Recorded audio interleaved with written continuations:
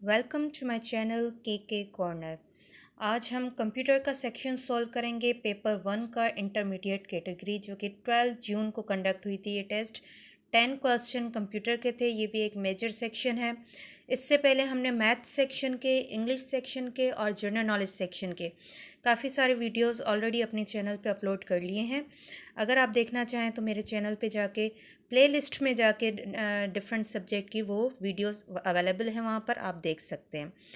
Start करते हैं computer section. इससे पहले आप सबसे मेरी एक रिक्वेस्ट है कि जिसने मेरा चैनल सब्सक्राइब नहीं किया, काइंडली मेरे चैनल को सब्सक्राइब करें, वॉच करें, लाइक करें और कमेंट में ज़रूर बताएं कि आपको मेरी टीचिंग कैसी लगी। चलिए स्टार्ट करते हैं। क्वेश्चन नंबर 91 to 100 तक जो आ रहे हैं इंटरमीडिएट कैटेगरी में, वो कंप्यूटर के क्वेश्चन हैं।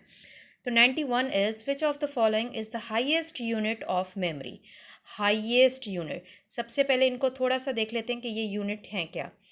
के B means K kilobyte, that is equals to 1024 bytes के, ठीक है। फिर M B megabyte, which is equals to 1024 के बीस के, मीन्स के एक एम बी जो है 1024 के बी के इक्वल्स है, ठीक है। फिर गीगाबाइट जी बी, वो है 1024 फिर एम बीस के, ठीक है। और फिर टेराबाइट, टेराबाइट क्या है 1024 जीबीज़ के, ठीक है। ये अब हमें पता चल गया कि ये मेमोरीज़ हैं किस लेवल की। अब इनमें से हमसे हाईएस्ट पूछा गया, तो हाईएस्ट क्या हो गया, टेराबाइट हो गया यहाँ पर, क्योंकि वो जीबीज़ के बराबर है 1024 जीबी। अच्छा, राउंड ऑफ करके हम 1000 जीबी भी कहते हैं, 1000 एमबी भी कहते हैं, 1000 किलोबाइट्स भी कहते हैं, लेकिन एग्जैक्ट जो फिगर होती है वो 1024 की होती है, दैट इज़ इक्वल्स टू 1 के बी, ठीक है। तो हाईएस्ट क्या है, terabyte T B. Question number 92, which is the smallest unit, इसी का ही उलट दिया गया है। यहाँ पर हाईएस्ट पूछा गया है, यहाँ पर स्मॉलेस्ट। तो स्मॉलेस्ट हमारा क्या था, के बी, तो यहाँ पर के बी को हम करेंगे, क्योंकि मेगाबाइट तो फिर के बी से बड़ा है, और जी बी जो गीगाबाइट है वो एमबी से भी बड़ा है। तो ये इस तरफ असेंडिंग में जा रहे हैं, ठीक है, डिसेंडिंग में सॉरी जा रहे हैं। तो क्वेश्चन नंबर 93 की बात करते हैं। विच of the following is binary equivalent of decimal number. 20 का बाइनरी क्या होगा, दिस इज़ द डेसिमल जिसका बेस होता है 10, ठीक है। हमें कन्वर्ट करना है इसको बाइनरी नंबर में, ठीक है, जिसका बेस होता है 2, ठीक है। बाइनरी नंबर का कन्वर्ट करने के लिए हमने एक मेथड सीखा था कि अगर हमें डेसिमल नंबर को, फॉर एग्जांपल ये डेसिमल नंबर है 20, ठीक है, इसको बाइनरी में कन्वर्ट करना है तो हम क्या करेंगे, इसके फैक्टर्स निकालेंगे, और फैक्टर्स जब निकालेंगे सिर्फ और सिर्फ 2 से डिवाइड करेंगे और कुछ भी नहीं। तो 2 से जब हमने डिवाइड किया, 2 टाइम 10 इज़ 20, पूरा डिवाइड हो गया, रिमाइंडर नहीं बचा, मीन्स के ज़ीरो रिमाइंडर बचा, वो हम साइड में देते जाएंगे, जो कि ऑलरेडी मैंने बहुत अच्छे तरीके से एक अलग से वीडियो बना के अपलोड कर दिया अपने चैनल पर, binary to decimal, decimal to binary, वहाँ पर आप जाके इसकी डिटेल देख सकते हैं। फाइन, अगेन 2 से ही डिवाइड करेंगे क्योंकि हम बाइनरी नंबर्स में कर रहे हैं। तो 2 टाइम 5 इज़ 10, तो इसका भी रिमाइंडर बचेगा 0। फाइन, अगेन 2 से डिवाइड करेंगे, 2 टाइम 2 इज़ 4, यहाँ पर 5 है तो रिमाइंडर 1 हमारा बच गया। अगेन 2 टाइम 1 इज़ 2, 0 रिमाइंडर बचेगा 0। तो अब यहाँ से नीचे से लेकर ऊपर तक जाएंगे, 1 0 1 0 0 1 0 1 0 0, ये हमारा बन गया बाइनरी नंबर, जो कि इक्विवेलेंट है 20 डेसिमल नंबर के। देखें यहाँ पर कोई ऑप्शन है, this is the option B, 1 0 1 0 0 binary number. Fine, जो कि हमने कन्वर्ट कर लिया। क्वेश्चन नंबर 94 की बात करते हैं। विच of the following is decimal equivalent. Decimal equivalent क्या है, डेसिमल का बेस क्या होता है 10, ठीक है, ऑफ बाइनरी नंबर। ये एक बाइनरी नंबर दिया गया है जिसको हमने कन्वर्ट करना है डेसिमल नंबर में, ठीक है। तो हम यहाँ पर कर लेते हैं 1 2 3 4 5 टाइम 1 है, ठीक है। यहाँ पर हम रफ कर लेते हैं 1 2 3 4 5। इसका इजी मेथड मैं आपको बता देती हूँ, कोई लेंथी मेथड में जाने की ज़रूरत नहीं है। जितने भी नंबर्स हैं हमने थोड़ा सा गैप रख लिया है, ठीक है। यहाँ पर बीच में हमने प्लस लगा लिया। फाइन, ऊपर हम लिखेंगे 1, 1 का डबल 2, 2 का डबल 4, 4 का डबल 8, 8 का डबल 16 और ऐसे ही करते हम मल्टीप्लाई करते जाएंगे 2 से, ठीक है। 1, 1 का डबल क्या होता है 2, 2 का डबल 4, 4 का डबल 8, 8 का डबल 16, ठीक है। अब ये जो फिगर्स है ना आपस में हम मल्टीप्लाई करेंगे, ठीक है। आपस में मल्टीप्लाई करेंगे, 1 है तो जाहिर सी बात है मल्टीप्लिकेशन का आंसर सेम ही आएगा। 16 time 1 is 16 plus 8 time 1 is 8 plus 4 time 1 is 4 plus 2 time 1 is 2 plus 1 time 1 is 1। इन चारों को हम करेंगे plus, that will be answer 31, ठीक है। तो 31 हमारा कन्वर्ट हो गया डेसिमल नंबर में और ये हमारा था बाइनरी नंबर। देख लेते हैं आंसर कहाँ पर है। सी हमारा ऑप्शन बिल्कुल ठीक है, जो कि डेसिमल नंबर है जिसका पावर 10 होना चाहिए। ऑलराइट, क्वेश्चन नंबर 95 की बात करते हैं। विच of the following is the brain of the computer किसको कहते हैं जिसके बगैर कंप्यूटर नहीं चल सकता। अगर हमारे पास जो है मॉनिटर मौजूद है, कीबोर्ड मौजूद है, माउस मौजूद है, किसी काम का नहीं है अनटिल एंड अनलेस हमारे पास सीपीयू ना हो, क्योंकि सीपीयू पूरे कंप्यूटर का एक ब्रेन है और उस पूरे कंप्यूटर को प्रोसेसिंग में हेल्प आउट करता है। इसके बगैर कंप्यूटर नहीं चल सकता। तो सीपीयू सेंट्रल प्रोसेसिंग यूनिट, ठीक है, ये ब्रेन ऑफ द कंप्यूटर कहलाता है। ALU arithmetic and logical unit, ये एक पार्ट है किसका, सीपीयू का, ठीक है, सीपीयू का एक पार्ट है। तो ये तो बिल्कुल भी नहीं होगा। हार्ड डिस्क ये एक मेमोरी है, तो मेमोरी नहीं पूछ रहा, ब्रेन ऑफ द कंप्यूटर पूछ रहा है। और मेमोरी खुद जो है एक स्टोरेज की तरह यूज़ होती है, तो ये भी गलत हो जाएगा। तो CPU is the correct answer, central processing unit. Fine, 96 की बात करते हैं। Question number, which of the following is the billionth of second. अब देखें बिलियंथ, एक बिलियन में कितने ज़ीरोज़ होते हैं, 9 ज़ीरो होते हैं। मीन्स कि अगर हम 1 के साथ 0 0 0 देन 0 0 0 देन 0 0 0, ये होता है हमारा 1 बिलियन, ठीक है। तो कितने ज़ीरोज़ हैं, 9 ज़ीरो।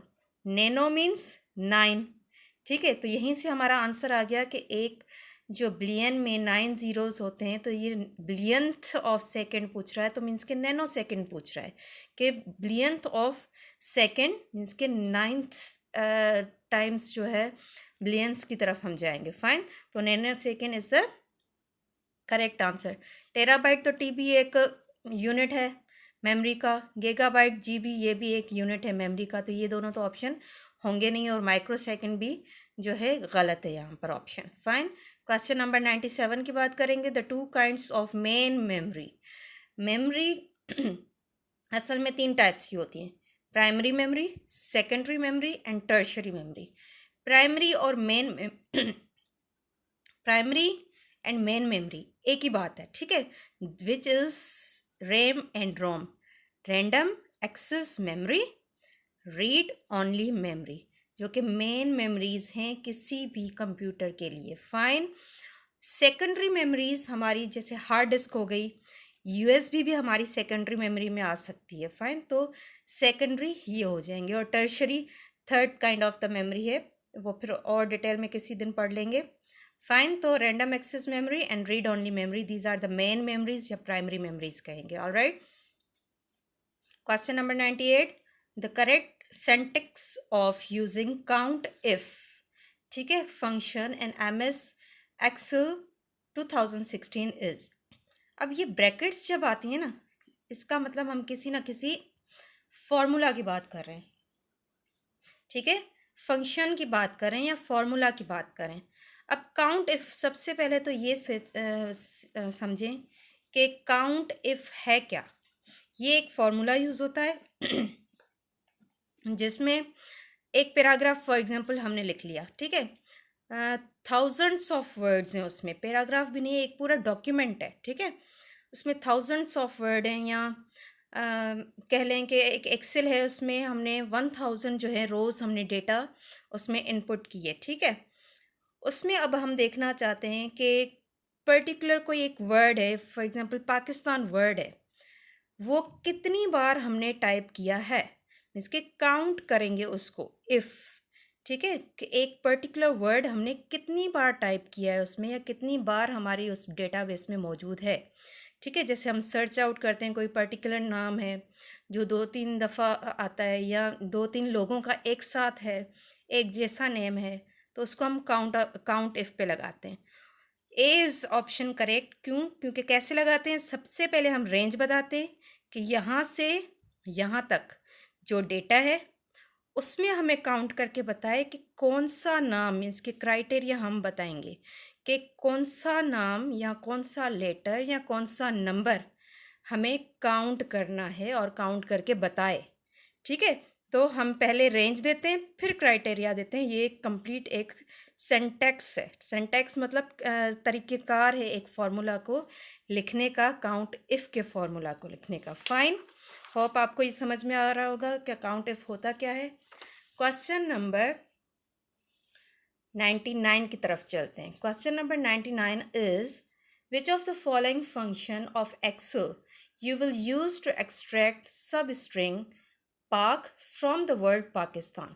अब सबसे पहले ये देखें सब स्ट्रिंग क्या है। सब स्ट्रिंग मीन्स पाकिस्तान में से ये पाक वर्ड हमें एक्सट्रैक्ट करना है, बाहर निकालना है। ठीक है, फॉर एग्ज़ाम्पल इसको हम एग्ज़ाम्पल ऐसे ले सकते हैं कि जैसे फॉर एग्ज़ाम्पल एक डेटाबेस बनती है। ठीक है, डेटाबेस में मोबाइल नंबर्स लिखे जाते हैं। ठीक है, मोबाइल नंबर हो गया फॉर एग्ज़ाम्पल ये कोई भी मोबाइल नंबर है। ठीक है, और ऐसे ही थाउजेंड्स ऑफ मोबाइल नंबर्स हैं। हम क्या कह रहे हैं कि जो लास्ट 4 डिजिट्स हैं सारे मोबाइल नंबर्स के लास्ट 4 डिजिट्स हमें अलग से लिख के दे और अलग से एक बना के दे। इट मीन्स कि मैंने इस पूरे मोबाइल में से ये 4 डिजिट्स जो है एक्सट्रैक्ट करने हैं सारे मोबाइल नंबर्स के। ठीक है, same is the case with Pakistan. Pakistan के ये 3 लेटर्स जो कि लेफ़्ट की तरफ हैं वो हमें एक्सट्रैक्ट करके दे। ठीक है, तो ये उन्होंने एक एग्जाम्पल के तौर पर बताया। तो उसके लिए कौन सा फॉर्मूला या कौन सा फंक्शन यूज़ होगा, दैट इज़ लेफ़्ट। सब स्ट्रिंग कोई भी ऐसा कोई फार्मूला है ही नहीं सब स्ट्रिंग का, ये हमें डिस्ट्रैक्ट करने के लिए कहा गया है। सब स्ट्रिंग को फाइंड आउट करने के लिए हम फार्मूला यूज़ करते हैं लेफ़्ट, राइट या मिड। मीन्स कि हमसे पूछा जाता है कि क्या हम लेफ़्ट के लेटर्स एक्सट्रैक्ट करना चाह रहे हैं, राइट के लेटर एक्सट्रैक्ट करना चाह रहे हैं या मिड के लेटर्स एक्सट्रैक्ट करना चाह रहे हैं। तो इस वक्त पाकिस्तान क्या है, लेफ़्ट साइड में है, तो लेफ़्ट हम यूज़ करेंगे। लेफ़्ट के 3 डिजिट्स हमें एक्सट्रैक्ट करके दे, वो एक फार्मूला बनेगा, तरीक़ेकार होगा, वो एक अलग डिस्कशन है। इस वक्त मैं आपको ये समझा रही हूँ कि लेफ़्ट फार्मूला यूज़ होगा और उसका मतलब क्या है। फाइन, लास्ट क्वेश्चन है we can add charts in Excel worksheet by using. कौन सा टैब हम यूज़ करेंगे जिसमें ऐड करेंगे। अब इस वर्ड ऐड को देखें, जब भी कोई डॉक्यूमेंट में या MS एक्सेल में या MS वर्ड में कोई भी चीज़ ऐड करनी होती है तो ऐड का मतलब हम इंसर्ट कर रहे हैं कोई चीज़। ठीक है, तो इंसर्ट टैब में ही होंगी जो जो चीज़ें ऐड करनी होती हैं वो इंसर्ट करते हैं और वो इंसर्ट टैब में ही होती हैं। मेन होम टैब में तो हमारा सेव, ओपन, क्लोज, इस तरीके के प्रिंट ऐसे ऑप्शन होते हैं। रिव्यू में तो हम पूरी की पूरी जो शीट है उसको हम रिव्यू करते हैं कि कितने कॉलम्स हैं, कितनी रोज़ हैं या कितनी शीट्स हैं या क्या क्या है, उसमें रिव्यू आता है। ठीक है, और एनालाइज में भी एनालिसिस में होता है। तो इट मीन्स कि हमारी बकाया 3 ऑप्शन रॉन्ग है। Insert is the correct answer, जिसमें हम ऐड करते हैं वो कुछ भी हो। कोई शेप ऐड करना हो मीन्स के इंसर्ट कर रहे हैं, कोई चार्ट ऐड करना है मीन्स के इंसर्ट करें, तो वो सारी चीज़ें इंसर्ट टैब में आएंगी। ठीक है, थैंक यू सो मच। ये था हमारा पेपर 1 का कंप्यूटर का पार्ट।